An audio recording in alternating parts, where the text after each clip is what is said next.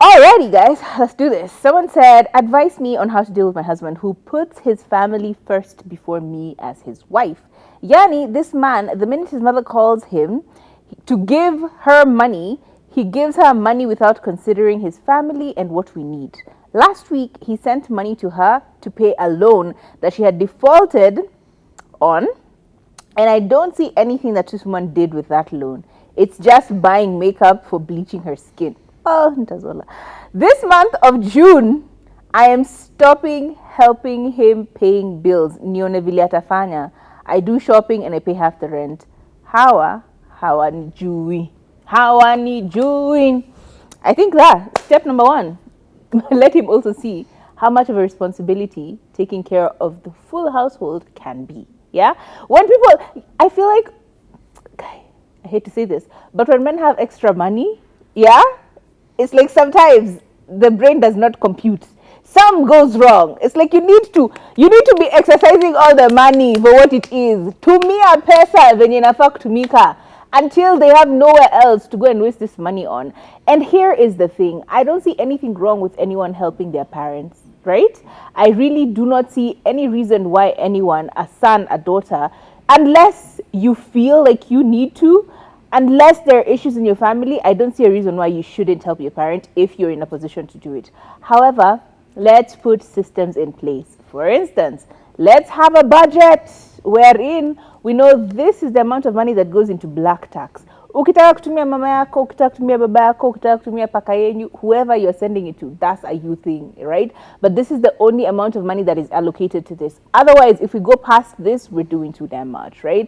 Create budgets. That's thing number 1. Create a budget for your household on where money is taken, right?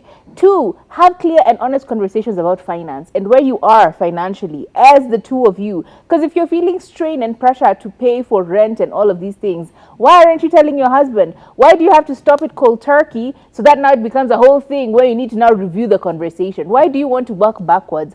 Work from where you are. Hey, look.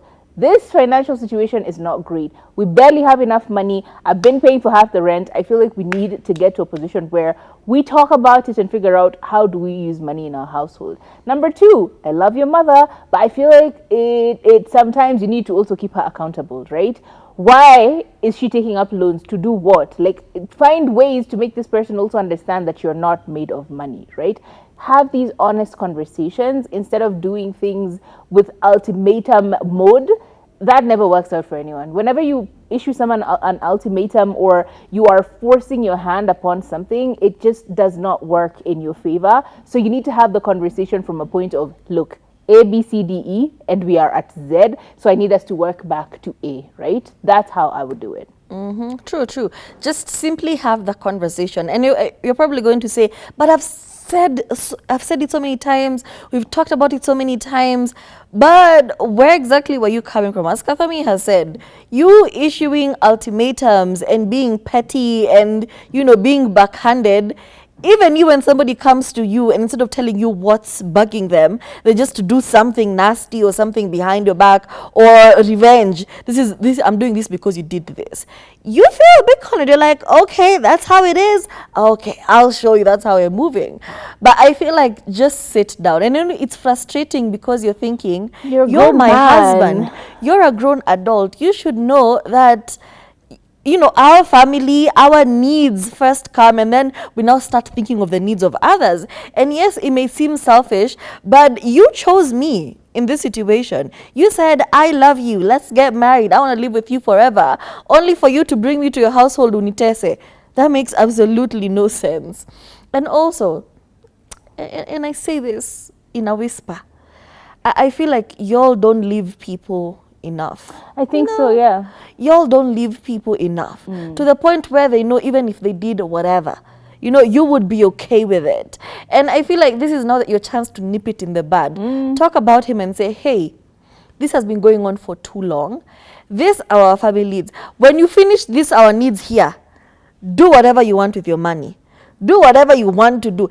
If you finish the things that I need you to do in this house for our house to go well, if we are not having, imagine uko na deni ya maziwa alafu nasikia mother-in-law alikuwa na loan amelipiwa. Mother-in-law is shining. She's a whole new color. And over here struggling. You can't even buy deodorant. You're wondering, do I buy deodorant or do I buy a packet of milk? And your mother-in-law is shining. You'll be resentful. Anaongea na Ntazola DMs. Yeah? And I enrich huku Kilimani babes. Listen. Mwambie, do everything you need to do in this house, and then you can do whatever. And if you feel like that is too much, imagine it's okay. I mean, there's not the right person for you. Babes, You're also a good. grown adult. You're already paying half rent. Imagine what that half rent money could get you in another house. You're already doing shopping for the household. You're already taking yourself to work. So I imagine he does not provide transport. You So have half independence. girl, you're good. Yeah. You don't need this. Yeah. Yeah. Y'all don't leave Yeah, let people him just deal enough. with his mother. You know, like at this point. He'll probably be even better. He'll thrive better.